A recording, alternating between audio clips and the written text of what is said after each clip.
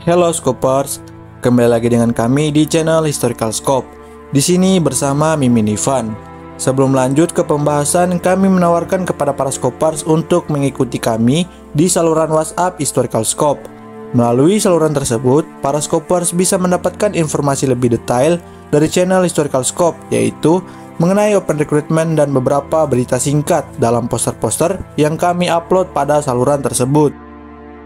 Gerakan 30 September Partai Komunis Indonesia merupakan salah satu peristiwa paling kelam dalam sejarah Indonesia. Peristiwa ini terjadi pada malam 30 September hingga dini hari 1 Oktober 1965 ketika sekelompok perwira militer yang mengklaim dirinya sebagai bagian dari TNI melakukan penculikan dan pembunuhan terhadap 6 jenderal Angkatan Darat. Gerakan ini kemudian dikaitkan dengan Partai Komunis Indonesia yang disingkat sebagai PKI, yang saat itu sedang berkembang pesat sebagai salah satu kekuatan politik besar di Indonesia. Tujuan utama dari gerakan ini masih menjadi perdebatan, tetapi versi resmi pemerintahan Orde Baru yang dipimpin oleh Presiden Soeharto menyatakan bahwa PKI berusaha untuk menggulingkan pemerintah dan mendirikan negara komunis di Indonesia. Sebagai tanggapan, gerakan balasan dilancarkan oleh Angkatan Darat yang dipimpin oleh Soeharto. Peristiwa ini menjadi awal dari tindakan represif yang meluas terhadap simpatisan dan anggota PKI, yang diperkirakan menyebabkan ratusan ribu hingga jutaan orang menjadi korban pembunuhan dan penahanan. G30S PKI telah meninggalkan bekas yang mendalam dalam politik dan masyarakat Indonesia. Banyak orang yang dituduh terkait PKI mengalami diskriminasi sosial, bahkan hingga saat ini.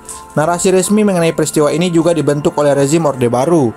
Meskipun setelah jatuhnya Soeharto, berbagai peneliti dan akademis mulai menggali informasi lebih lanjut, termasuk kemungkinan adanya keterlibatan aktor-aktor lain dalam peristiwa tersebut. Peristiwa G30S PKI tidak hanya menjadi titik balik dalam sejarah politik Indonesia, tetapi juga menjadi refleksi penting bagi kita untuk memahami dinamika politik, ideologi, dan kekerasan dalam proses berbangsa dan bernegara. Maka dari itu, hadirlah video kita kali ini untuk membahas mengenai tragedi tersebut, sekaligus mengenang dan merenungi atas kejadian langit gelap 1965 yang dimana ada banyak kejadian ironis yang tidak bisa diterima secara manusiawi. Mari kita bahas mengenai sejarah singkat masuknya komunis di Indonesia yang kita kenal dengan Partai Komunis Indonesia. Partai Komunis Indonesia yang dikenal dengan PKI memiliki sejarah yang panjang dalam pergerakan politik di Indonesia, dimulai sejak awal abad ke-20. Keberadaan PKI di Indonesia tidak terlepas dari pengaruh ideologi komunisme yang berkembang pesat di dunia, terutama setelah revolusi Bolshevik di Rusia tahun 1917 yang menginspirasi berbagai gerakan komunis di banyak negara. Di Indonesia, PKI secara resmi berdiri pada tahun 1920 dan merupakan salah satu partai komunis tertua di Asia Tenggara. Masuknya ideologi komunisme ke Indonesia didorong oleh situasi sosial, ekonomi, dan politik yang kompleks pada masa kolonial Belanda. Faktor utama yang mendorong penyebaran ideologi komunisme di Indonesia adalah ketimpangan sosial yang mencolok di antara kelas pekerja dan kaum elit kolonial. Kaum buruh dan tani yang mengalami penindasan serta ketidakadilan sosial mencari alternatif untuk memperjuangkan hak-hak mereka, dan komunisme dianggap sebagai ideologi yang menawarkan solusi untuk mengakhiri penindasan tersebut. Selain itu, tokoh-tokoh penting pergerakan nasional seperti Hans Neuvelt, seorang aktivis komunis Belanda, turut memainkan peran dalam mengenalkan ajaran Marxisme-Leninisme kepada para pejuang kemerdekaan di Indonesia. Selama perjalanan sejarah, PKI berulang kali terlibat dalam pergolakan politik di Indonesia, baik sebelum maupun sesudah kemerdekaan.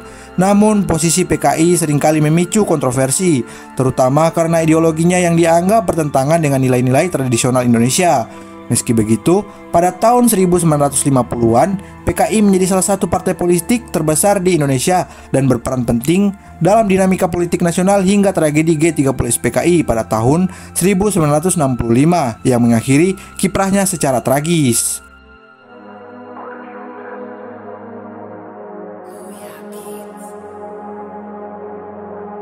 Ketegangan pada periode sebelum tragedi G30S PKI sangat dipengaruhi oleh polarisasi di antara berbagai kelompok politik yang ada di Indonesia.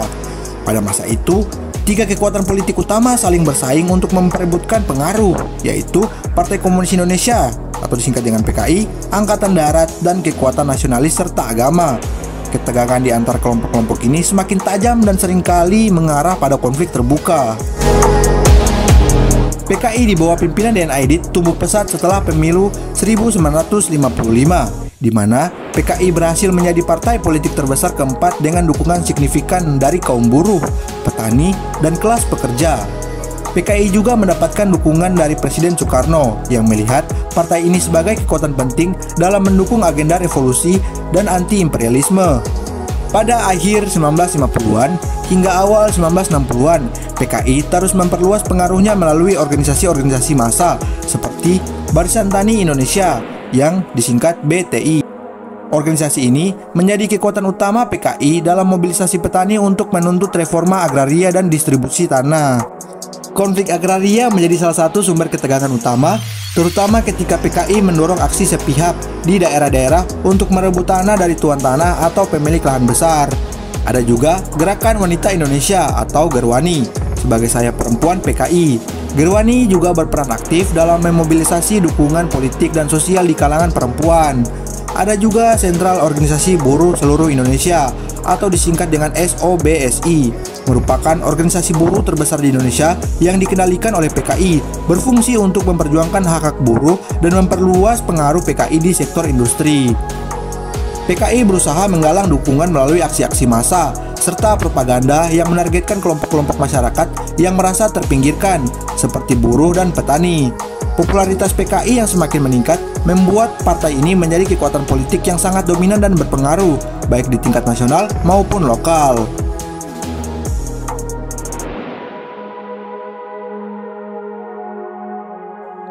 Di sisi lain, militer, khususnya Angkatan Darat, memandang PKI sebagai ancaman terhadap stabilitas negara dan integritas militer. Angkatan Darat yang dipimpin oleh Jenderal A.H. Nasution merupakan kekuatan anti-komunis yang kuat. Mereka tidak hanya khawatir dengan ideologi komunis yang dianut PKI, tetapi juga dengan pengaruh PKI yang terus berkembang dalam pemerintahan Soekarno dan masyarakat. Ketegangan antara PKI dan Angkatan Darat semakin intens setelah Soekarno mengeluarkan kebijakan yang memberi ruang lebih besar bagi PKI untuk terlibat dalam pemerintahan. Soekarno melalui konsep Nasakom, yaitu nasionalisme, agama, dan komunisme, berupaya mempersatukan tiga kekuatan ideologis utama Indonesia. Tetapi realitasnya menunjukkan semakin tajamnya persaingan di antara kekuatan-kekuatan ini. Angkatan Darat menentang keras kebijakan reformasi agraria yang didukung PKI, serta pengaruh PKI di kalangan organisasi massa dan parlemen. Beberapa perwira militer merasa bahwa PKI berpotensi menggerogoti kekuatan negara dan mengancam militer. Angkatan Darat juga khawatir bahwa PKI akan mencoba mengambil alih kendali negara dengan menggunakan kekuatan massa yang mereka miliki. Pada tahun 1965, hubungan antara PKI dan Angkatan Darat mencapai titik didih dengan masing-masing pihak memandang satu sama lain sebagai musuh utama.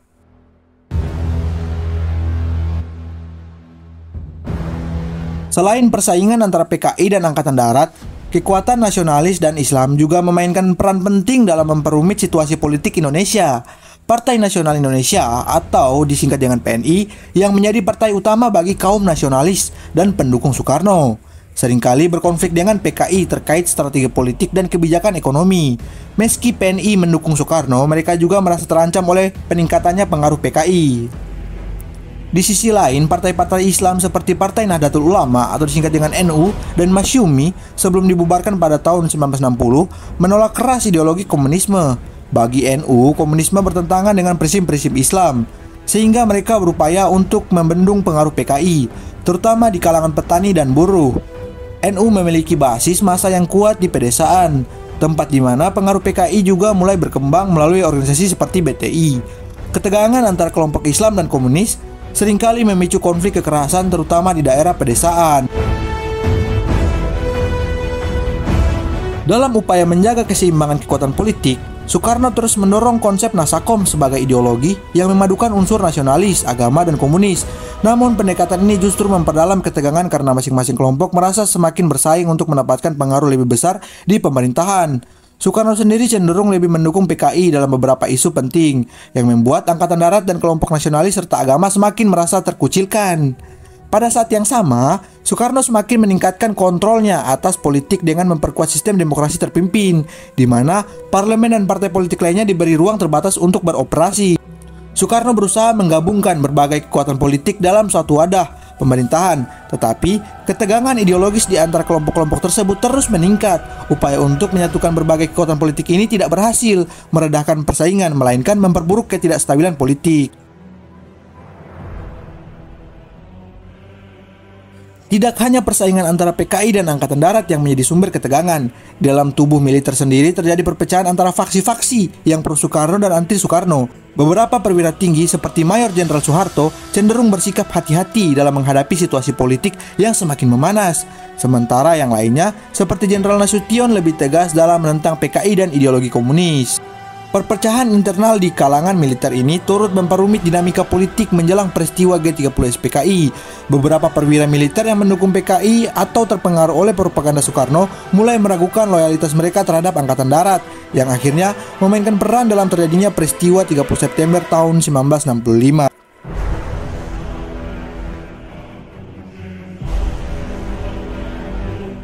Periode sebelum tragedi G30 SPKI pada tahun 1965 terjadi dalam konteks ketegangan global yang dipengaruhi oleh Perang Dingin. Konflik ideologis antara dua blok besar dunia, blok barat yang dipimpin oleh Amerika Serikat dan blok timur yang dipimpin oleh Uni Soviet dan Tiongkok. Indonesia, sebagai negara strategis yang terletak di kawasan Asia Tenggara, menjadi salah satu ajang perebutan pengaruh antara kedua blok ini. Kebijakan luar negeri Indonesia yang diadopsi oleh Presiden Soekarno serta perkembangan di dalam negeri sangat dipengaruhi oleh dinamika internasional. Indonesia sebagai negara yang baru merdeka pada tahun 1945 berada di tengah-tengah persaingan ini. Pada awalnya, Indonesia tidak ingin memihak secara terbuka kepada salah satu blok, sebagaimana tercermin dalam partisipasinya sebagai salah satu pendiri gerakan non-blok, sebuah gerakan internasional yang terdiri dari negara-negara yang tidak memihak baik blok barat maupun blok timur. Namun, dalam perkembangan selanjutnya, kebijakan luar negeri Indonesia semakin condong ke blok timur, terutama setelah Soekarno memulai mengembangkan retorika anti-imperialisme dari barat. Ketegangan politik di Indonesia sebelum tragedi G30 SPKI ditandai oleh persaingan sengit antara PKI yang semakin kuat dengan Angkatan Darat yang khawatir akan dominasi komunisme. Persaingan ini diperparah oleh konflik ideologi antara kelompok nasionalis, komunis, dan Islam, serta upaya Soekarno untuk menyatukan berbagai kekuatan politik di bawah konsep Nasakom. Kombinasi dari polarisasi ideologis, kepentingan politisi yang bertentangan, serta konflik yang meluas menciptakan kondisi yang sangat rentan, yang akhirnya memicu tragedi berdarah pada malam 30 September tahun 1965.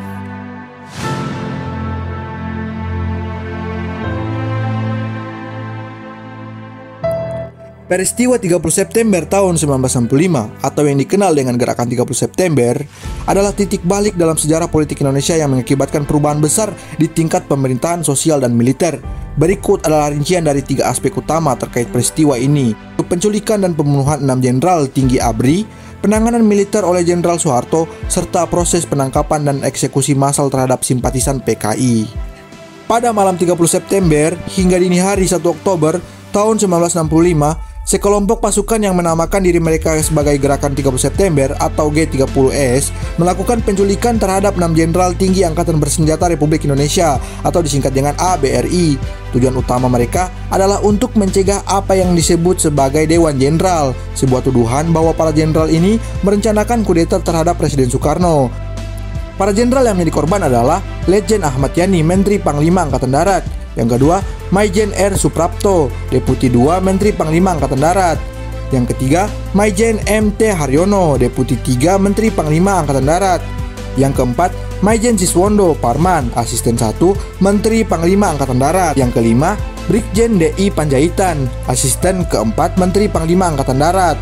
Yang keenam, Brigjen Suesjo Susmiharjo, yaitu Inspektur Kehakiman atau Auditor Jenderal Angkatan Darat.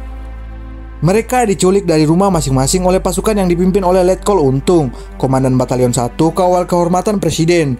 Pasukan ini sebagian besar terdiri dari anggota Cakrabirawa, Satuan Pengawal Presiden. 6 jenderal tersebut kemudian dibawa ke sebuah lokasi di Lubang Buaya, Jakarta. Di sana mereka disiksa, dibunuh, dan mayatnya dibuang ke dalam sumur tua.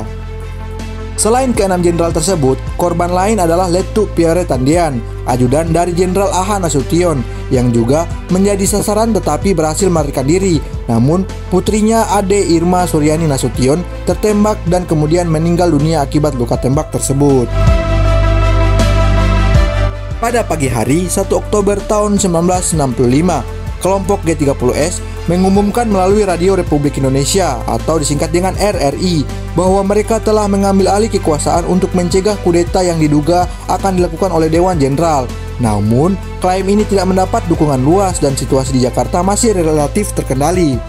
Jenderal Soeharto yang saat itu menjabat sebagai Panglima Kostrat, Komando Strategis Angkatan Darat, mengambil alih komando setelah mengetahui bahwa Panglima Angkatan Darat Letjen Ahmad Yani telah tewas. Soeharto bergerak cepat untuk mengamankan Jakarta dengan menggunakan pasukan dari Kostrat. Dia berhasil merebut kembali kontrol atas RRI dan Markas Besar Angkatan Darat atau disingkat dengan MBAD tanpa banyak perlawanan dari kelompok G30S. Pada sore harinya, Soeharto mengumumkan bahwa situasi di Jakarta telah berhasil dikendalikan oleh militer dan pemerintah Presiden Soekarno masih tetap berjalan. Soeharto kemudian melancarkan operasi militer untuk melacak anggota G30S dan memulihkan ketertiban. Operasi tersebut berhasil mengungkap keberadaan para korban yang dibuang di sumur lubang buaya pada tanggal 4 Oktober tahun 1965 dan mayat-mayat jenderal tersebut diangkat serta dimakamkan secara militer. Setelah berhasil mengendalikan situasi di Jakarta, Soeharto dan Angkatan Darat mulai melakukan operasi besar-besaran untuk menumpas Partai Komunis di Indonesia atau disingkat dengan PKI yang dituduh sebagai dalang dari gerakan G30S PKI yang sebelumnya merupakan salah satu kekuatan politik terbesar di Indonesia langsung dinyatakan sebagai pengkhianat negara. Selama periode ini, terjadi penangkapan massal terhadap anggota dan simpatisan PKI di seluruh Indonesia. Operasi penumpasan dilakukan oleh militer bersama dengan kelompok-kelompok sipil anti-komunis, terutama kelompok-kelompok Islam dan nasionalis. Banyak simpatisan PKI dan orang-orang yang diduga memiliki afiliasi dengan partai tersebut ditangkap tanpa proses hukum yang jelas. Di beberapa daerah seperti Jawa Tengah, Jawa Timur, dan Bali, pembantaian massal terjadi. Diperkirakan ratusan ribu hingga lebih dari 1 juta orang tewas dalam peristiwa ini. Pembunuhan terhadap anggota dan simpatisan PKI dilakukan secara brutal dan banyak yang dilakukan oleh kelompok paramiliter dan masyarakat setempat yang termotivasi oleh kebencian terhadap komunisme. Selain itu, penangkapan dan pemenjaraan tanpa pengadilan juga dilakukan secara besar-besaran dan sebagian tahanan politik ini tetap berada dengan tahanan selama bertahun-tahun tanpa proses pengadilan. Salah satu penangkapan besar yang terkenal adalah terhadap DN Aidit, ketua PKI yang kemudian dieksekusi oleh militer. Peristiwa G30S PKI diikuti oleh penumpasan besar-besaran terhadap PKI dan mengakhiri eksistensi partai tersebut di Indonesia. Ini juga menandai awal dari perubahan besar dalam politik Indonesia. Jenderal Soeharto yang memimpin operasi penumpasan G30S semakin memperkuat posisinya. Pada tahun 1966, Soeharto mengambil alih kekuasaan dari Presiden Soekarno melalui Super Semar, Surat Perintah 11 Maret, dan memulai era Orde Baru. Peristiwa ini juga meninggalkan trauma mendalam bagi masyarakat Indonesia, terutama bagi mereka yang menjadi korban atau anggota keluarga dari orang-orang yang dituduh terlibat PKI. Hingga saat ini, peristiwa G30S PKI masih menjadi topik yang kontroversial dan sensitif dalam sejarah Indonesia, dengan berbagai interpretasi dan versi yang berbeda mengenai siapa yang sebenarnya dalang dari gerakan tersebut.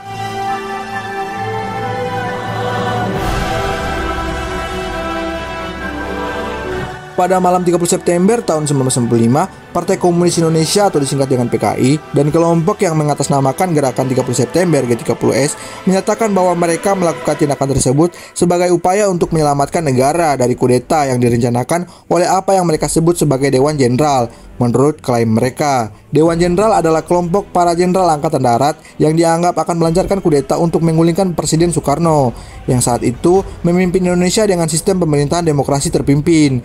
PKI menyatakan bahwa tindakan mereka merupakan langkah preemptif untuk mencegah pengambil alihan kekuasaan yang dianggap bisa menguncang stabilitas negara dan merusak perjuangan revolusi. PKI memandang diri mereka sebagai pelindung dari ideologi dan pemerintahan yang telah didirikan sejak kemerdekaan.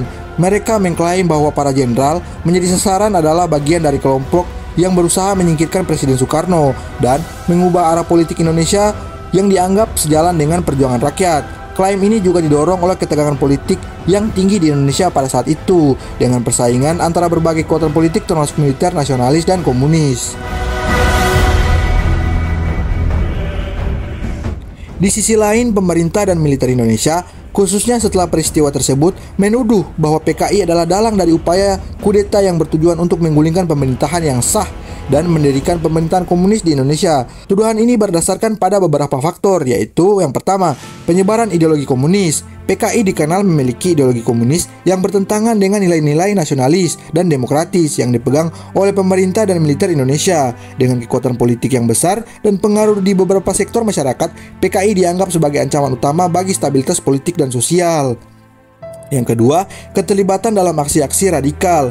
PKI terlibat dalam berbagai aksi yang dianggap radikal oleh pemerintah dan militer. Mereka dituduh melakukan berbagai kegiatan yang dianggap subversif dan merusak, seperti terlibat dalam pemberontakan dan kekerasan. Yang ketiga, dokumen dan bukti yang ditemukan. Setelah penumpasan G30 PKI, sejumlah dokumen dan bukti ditemukan yang mengindikasikan bahwa PKI mungkin memang terlibat dalam perencanaan tindakan yang dianggap sebagai upaya kudeta. Namun, banyak dari bukti ini juga dianggap sebagai kontroversial dan diperdebatkan. Yang keempat, penanganan dan respon militer. Reaksi cepat dan penanganan militer terhadap peristiwa tersebut menunjukkan bahwa militer memandang PKI sebagai ancaman serius.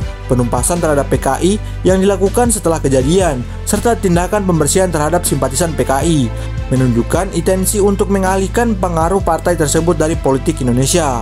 Peristiwa ke-30 September 1965 merupakan momen penting dan kontroversial dalam sejarah Indonesia. Klaim PKI bahwa mereka ingin menyelamatkan negara dari kudeta yang direncanakan oleh Dewan Jenderal dan tuduhan pemerintah serta militer bahwa PKI merencanakan kudeta untuk menggulingkan pemerintah yang sah. Keduanya mencerminkan ketegangan ideologis dan politik yang mendalam pada waktu itu. Sementara klaim PKI menunjukkan upaya mereka untuk mempertahankan ideologi dan pengaruh mereka. Tuduhan pemerintah dan militer mencerminkan keprihatinan mereka terhadap ancaman terhadap stabilitas negara dan pemerintahan yang sah. Peristiwa ini menggambarkan kompleksitas konflik politik di Indonesia dan dampaknya yang mendalam terhadap sejarah negara tersebut. Peristiwa 30 September 1965, yaitu G30 PKI, adalah salah satu momen paling kontroversial dan rumit dalam sejarah Indonesia, dan banyak teori konspirasi telah muncul mengenai kejadian tersebut. Berikut adalah beberapa konspirasi utama yang sering dibahas. Yang pertama, konspirasi Dewan Jenderal. Ada klaim bahwa G30 PKI terlibat dalam rencana kudeta yang direncanakan oleh kelompok yang disebut Dewan Jenderal yang dianggap akan menggulingkan Presiden Soekarno. Namun, bukti konkret tentang keberadaan Dewan Jenderal ini belum terverifikasi. Yang kedua, intervensi asing. Beberapa teori mengklaim bahwa kekuatan asing seperti Amerika Serikat mendukung atau terlibat dalam peristiwa G30 PKI untuk menggulingkan pemerintahan pro-komunis Indonesia. Bukti langsung mengenai intervensi asing sulit ditemukan. Ada juga peran CIA. Ada teori bahwa CIA mungkin terlibat dalam mendukung atau memfasilitasi tindakan militer terhadap PKI. Meskipun ada kekhawatiran internasional tentang PKI, keterlibatan CIA secara langsung dalam peristiwa tersebut belum terbukti. Ada juga konflik internal PKI. Teori ini menyatakan bahwa G30 PKI mungkin merupakan hasil dari konflik internal dalam PKI dengan fraksi radikal bertindak ekstrim untuk memperkuat posisi mereka, sementara fraksi moderat lebih berhati-hati. Ada juga yang terakhir, yaitu manipulasi informasi dan propaganda. Ada argumen bahwa informasi mengenai G30 PKI mungkin telah dimanipulasi atau dipropaganda untuk membenarkan tindakan keras terhadap PKI dan simpatisannya. Ini menunjukkan bahwa informasi yang dipublikasikan mungkin tidak sepenuhnya akurat. Konspirasi mengenai peristiwa G30 PKI mencerminkan kompleksitas dan ketegangan politik yang terjadi di Indonesia pada saat itu. Meskipun berbagai teori konspirasi telah muncul, banyak dari klaim ini sulit diverifikasi dan seringkali didasari pada spekulasi. Memahami peristiwa G30 PKI memerlukan penelaan mendalam terhadap berbagai sumber sejarah dan konteks politik yang berlaku saat itu. Mungkin mengenai teori-teori konspirasi tersebut akan kita bahas pada video-video berikutnya. Peristiwa 30 September 1965 atau G30 PKI adalah salah satu babak kelam dalam sejarah Indonesia yang meninggalkan bekas mendalam dalam ingatan kolektif bangsa. Tragedi ini melibatkan penculikan dan pembunuhan 6 jenderal serta penumpasan Partai Komunis Indonesia atau disingkat dengan PKI dan simpatisannya, menggambarkan konflik ideologis dan politik yang memecah belah masyarakat. Dari peristiwa ini harus menjadi pelajaran berharga untuk masa depan bangsa. Pertama, kita harus menyadari bahwa ideologi yang berbeda, meskipun mungkin saling bertentangan, harus dapat dikelola dan dipahami dalam kerangka dialog dan toleransi. Ketidakstabilan politik seringkali muncul dari ketidakmampuan untuk menjalin komunikasi dan menyelesaikan perbedaan secara damai. Peristiwa ini mengajarkan kita tentang bahaya dari ekstremisme, baik itu dari sisi politik, ideologi, atau kekuatan militer. Dalam sejarah, ekstremisme seringkali mengarah pada kekerasan dan pembantaian yang merugikan banyak pihak. Kita harus berkomitmen untuk mempromosikan pendekatan yang inklusif dan menghindari tindakan-tindakan yang memicu konflik. Penting bagi kita untuk selalu menjaga keadilan dan hak asasi manusia. Penanganan terhadap peristiwa seperti G30 PKI seharusnya dilakukan dengan pendekatan yang menghormati prinsip-prinsip hukum dan keadilan. Pengalaman tersebut menggarisbawahi pentingnya proses hukum yang transparan dan perlunya mekanisme untuk menghindari penyalahgunaan kekuasaan. Kita perlu membangun kesadaran sejarah yang objektif dan mendalam, memahami peristiwa-peristiwa yang terjadi di masa lalu dengan cara yang seimbang dan berbasis bukti akan membantu kita mencegah pengulangan kesalahan yang sama dan mendorong perkembangan masyarakat yang lebih adil dan harmonis. Dengan merenungkan dari peristiwa G30 PKI, mari kita berkomitmen untuk membangun Indonesia yang lebih baik, sebuah bangsa yang menghargai keragaman, menolak kekerasan, dan menjunjung tinggi keadilan. Hanya dengan cara inilah kita dapat memastikan bahwa masa depan Indonesia penuh dengan perdamaian dan kemakmuran bagi semua warganya. Baiklah, sekian pembahasan kita mengenai Langit Gelap 1965. Apabila ada kesalahan kata, mohon maaf sebesar-besarnya. Dan apabila ada yang keliru, kami mempersilahkan para Skopers untuk berkomentar di bawah video ini. Saya Mimin Ivan, pamit undur diri.